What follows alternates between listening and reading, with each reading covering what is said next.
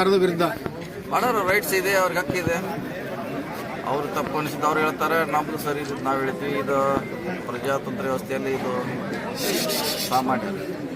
Sir, ಒಳ ಮೀಸಲಾತಿ ಕೊಡದಿದ್ರೆ ಗೋವಿಂದ ಕಾರಜೋಳ ಅವರು ಹೋರಾಟ ಮಾಡ್ತೀನಿ ಅಂತಿದ್ದಾರೆ. ಇದ್ರ ಬಗ್ಗೆ ಏನು? ಮೊನ್ನೆ ಸಿ ಎಮ್ ಅವ್ರು ಏನು ಭಾಷಣ ಮಾಡ್ಯಾರ?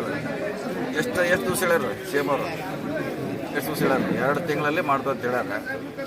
ಸಿ ಎಮ್ ಅವ್ರು ಹೇಳಿದ ಮ್ಯಾಗ ಇನ್ನೇನು ಅವಶ್ಯಕತೆ ಇಲ್ಲ, 2 ತಿಂಗಳಿಗೆ ಮಾಡ್ತಾ ಅಂತ ಹೇಳ್ಯಾರ, ಮಾಡ್ತಾರೆ. ಸರ್, ಬೆಲೆ ಏರಿಕೆ ಜಾಸ್ತಿ ಆಗ್ತಾ ಇದೆ, ಇದ್ರ ಬಗ್ಗೆ ಏನು? ಅದು ನೋಡಿದ್ರೆ ಯಾಕಂದ್ರೆ ಒಂದೇ ಬೆಲೆ ಇರಲಿಲ್ಲ, ಬೇರೆ ಬೇರೆ ರೀಸನ್ ಅದಾವ, ಕಾರಣಗಳು ಇರ್ತಾವ. ಡಿಮಾಂಡ್ ಆ್ಯಂಡ್ ಸಪ್ಲೈ ಮೇಲೆ ಡಿಪೆಂಡ್ ಇರ್ತೈತೆ. ಒಂದ್ಸಲ ಬೆಳೆ ಕಡಿಮೆ ಆಗ್ತೈತೆ, ಆಟೋಮೆಟಿಕ್ ರೇಟ್ ಜಾಸ್ತಿ ಆಗುತ್ತೆ.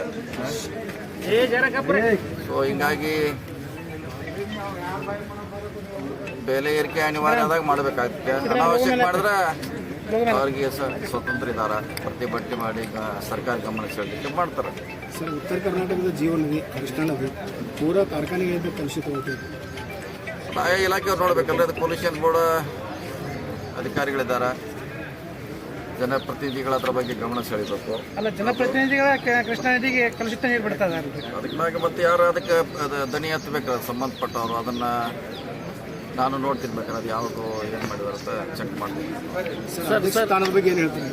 ಕೆಪಿಸಿಸಿ ಅಧ್ಯಕ್ಷ ಸ್ಥಾನ ಮಾಡಿಬಿಡೋದು, ಅದು ಪಕ್ಷ ಸಮಯ ಬಂದಾಗ ಅದ್ರ ಬಗ್ಗೆ ನಿರ್ಧಾರ ಮಾಡ್ತಾರೆ. ಸರ್, ನಿಮ್ಮ ಹೆಸರು ಕೇಳಿ ಬರ್ತದೆ ನೋಡೋಣ, ಇನ್ನೂ ಅದಕ್ಕೆ ಕಾಲ ಕೂಡಿ ಬಂದಿಲ್ಲ, ಬಂದಾಗ ಚರ್ಚೆ ಮಾಡೋಣ. ಸರ್, ಕಾಯ್ದೆ ಬಗ್ಗೆ ಏನು ಹೇಳ್ತೀರಾ? ಮೊನ್ನೆ ತಾನೇ ವಕ್ಫ್ ಕಾಯ್ದೆ ಆಗಿಬಿಟ್ಟಿದೆ, ಇನ್ನು ಅದ್ರ ಸಾಧಕ ಬಾಧಕ ಅದು ಜಾರಿ ಆದ